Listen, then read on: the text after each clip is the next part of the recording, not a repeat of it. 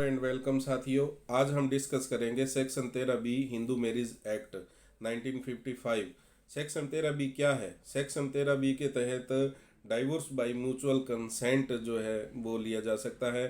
साथियों, जब भी पति पत्नी में मनमुटाव बढ़ता है और वो मनमुटाव इतना बढ़ जाता है कि पति पत्नी एक दूसरे से अलग रहने के लिए मजबूर हो जाते हैं, विवाह विच्छेद करने के लिए मजबूर हो जाते हैं, ऐसे में सेक्शन 13B जो है वो डाइवोर्स बाय म्यूचुअल कंसेंट जो है एक प्रावधान है हिंदू मैरिज एक्ट के तहत।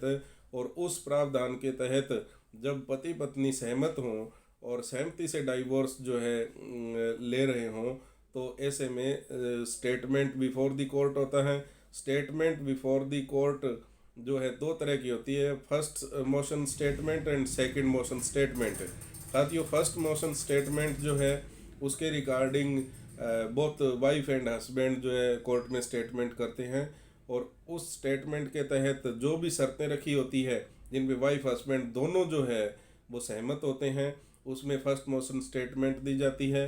फर्स्ट मोशन स्टेटमेंट के बाद सेकंड मोशन स्टेटमेंट के लिए 6 मंथ्स की एडजर्नमेंट मिलती है।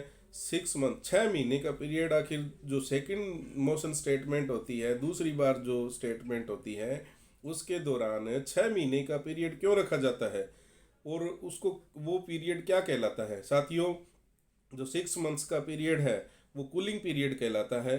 कूलिंग पीरियड का क्या मतलब है? आखिर इसका नाम कूलिंग पीरियड क्यों रखा गया है? जो 6 महीने के दौरान का पीरियड है उसको कूलिंग पीरियड का नाम क्यों दिया गया?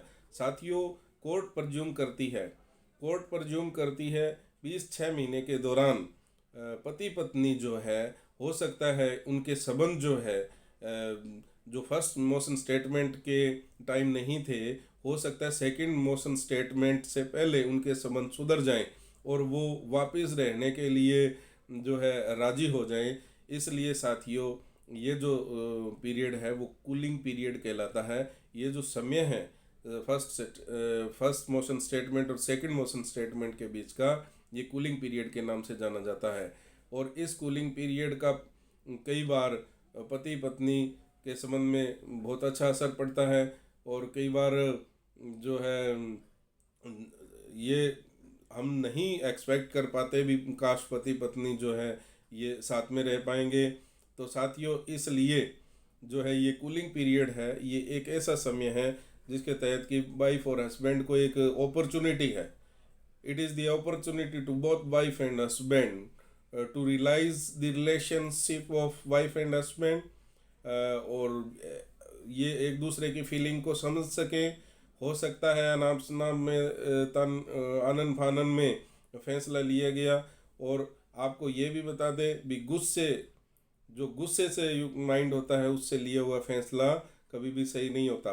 तो इसलिए कई बार तेज में आके भी डाइवोर्स लिखा जाता है, तेज में आकर भी फर्स्ट मोशन स्टेटमेंट हो जाती है। इसलिए कूलिंग पीरियड कहीं ना कहीं बहुत बढ़िया in the life of wife और हस्बैंड की लाइफ में जो है ना सही साबित होता है।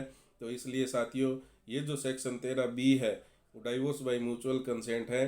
पति पत्नी आपसी सहमति से जो है डाइवोर्स लेते हैं, और before the honourable court, concern court, ये स्टेटमेंट होती है। तो आपको ये जानकारी कैसी लगी section 13B Hindu marriage act?